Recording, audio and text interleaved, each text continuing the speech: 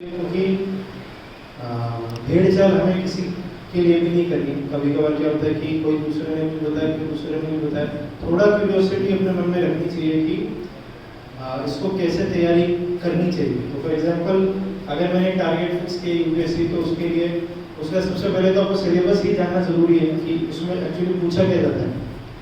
और सिलेबस एक आपको पता चल गया, उसके बाद आपको उसका सिलेबस मतलब उसमें क्या क्वेश्चन आंसर आते हैं, यूपीएससी क्या मांगता है एक कैंडिडेट से, वो चीज़ आपको फोकस करनी चाहिए कि एक बार सिलेबस मुझे समझ में आ गया तो मैं एक बार ज़रा 5-6 साल के क्वेश्चन पेपर देख के ले लेता हूँ कि भाई 5-6 साल में क्या क्या क्वेश्चन पूछे हैं, उसमें क्या क्या पैटर्न आता है, क्या क्वेश्चन में पूछा जाता है। तो कम से कम मैं ये एक बार ये तो कम से कम देख लूँ। हमें जब ये बताया गया था तो हमें भी ऐसा लगता था कि यार ठीक है, आप सबके साथ हम भी प्रिपेयर कर ही लेंगे, लेकिन फॉर अ फैक्ट आप जब तैयारी करते हैं तो आप इतनी इंफॉर्मेशन में गिर जाते हैं कि आपको ये चीज़ें याद नहीं रहती।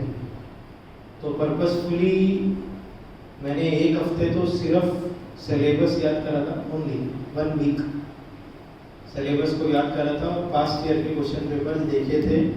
और वो लगभग मुझे ऐसे तो थे, अब मुझे ये समझ में आ गया था कि क्या पैटर्न होता है।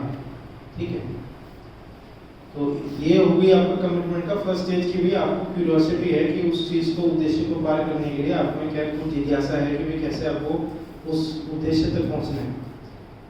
उसके बाद आप फिर अपनी तैयारी शुरू कर सकते हैं, और उसमें भी तैयारी शुरू करते हुए आपको ये चीज़ें ध्यान में रखनी है कि क्या चीज़ मैंने पढ़ी है अभी, और उसके हिसाब से मुझे तैयारी किस स्वरूप में करनी चाहिए। आपको हर जगह ये बताया दिया जाएगा कि आपको एनसीईआरटी पढ़नी ही है, वो बेसिक है। आप अगर वो नहीं पढ़ेंगे तो आपको कहीं ना कहीं आपको गैप लगेगा, तो आप एनसीईआरटी पढ़ते ही। आप जब एनसीईआरटी पढ़ेंगे तो आपको लगेगा हाँ भाई ठीक है, अब एनसीईआरटी हमने पढ़ी। तब आप जब एक बार एनसीईआरटी पढ़ लेंगे या फिर कभी आप बीच में होंगे, 50% आपने कंप्लीट करा होगा, तब आप एक बार सोच के देखिएगा कि इसके हिसाब से, एनसीईआरटी के हिसाब से यूपीएससी ने क्या पूछा था जो मैंने पहले याद किया था। सिलेबस जो एक्चुअली होता है उसमें क्या सिमिलैरिटी मुझे दिखी, या फिर जो क्वेश्चन आंसर थे उसमें और इस सिलेबस में क्या सिमिलैरिटी मुझे दिखी। तो वो चीज़ आप जब कोरिलेट करना शुरू करेंगे तो आपको और क्लियरर पिक्चर मिलेगी कि आपको कैसे अपने टारगेट को अचीव करना है। उसके बाद फिर आप जैसे जैसे अपनी जर्नी पे चलते जाएंगे, आपको कुछ ना कुछ मतलब अचीवमेंट का एक आपको खुद एक फीलिंग है।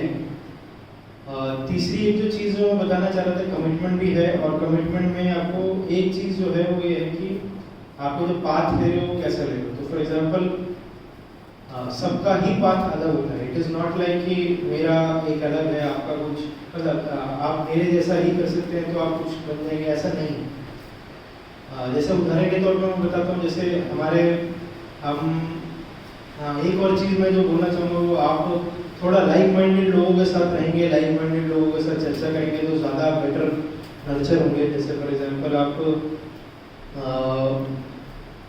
अगर एक अपने से ज़्यादा इंटेलिजेंट के साथ अगर आप वक्त ज़्यादा बिताते हैं तो आपको उससे ज़्यादा अच्छा सीखने को मिलता है कि वो क्या करता है और वो क्या करती है, और वो उसमें कैसे अपने आप को, अपनी तैयारी को कैसे यूटिलाइज करता है। तो हमारे ऐसे लाइक माइंडेडनेस में हमें 5-6 दोस्त बन गए थे हमारे टाइम पे तैयारी करते वक्त। तो वो 5-6 दोस्त में से मैं आपको बताऊं तो आज 3 IAS ऑफिसर हैं उसी में, एंड एक रेलवे ऑफिसर है, एंड 2 अपना फिर प्राइवेट उन्होंने अपना जॉब करी।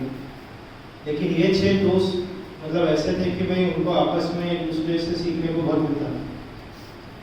अब पाथ के बारे में जो मैंने बात करी, पाथ सबका अलग अलग होता है। वो कैसे है कि एक जन का पाथ जो है, जैसे हमारे में से जो एक दोस्त थे वो उनकी मेमोरी बहुत शार्प थी, तो उनको सराव करने की जो आवश्यकता है, जो रिवीजन करने की आवश्यकता है, उतनी ज़्यादा नहीं पड़ती थी। एक बार में ही वो इशू को कैप्चर करके वो रिप्रोड्यूस करने की उनकी क्षमता थी, तो इसीलिए वो एक ही बार में ज़्यादा इंफॉर्मेशन प्रोसेस करके उसको रिप्रोड्यूस कर पाते थे। हम जो है उतना एफर्टलेसली नहीं कर पाते थे, हमें 2-3 तीन बार लगता था कि भाई हम दो बार एक बार पढ़ लें फिर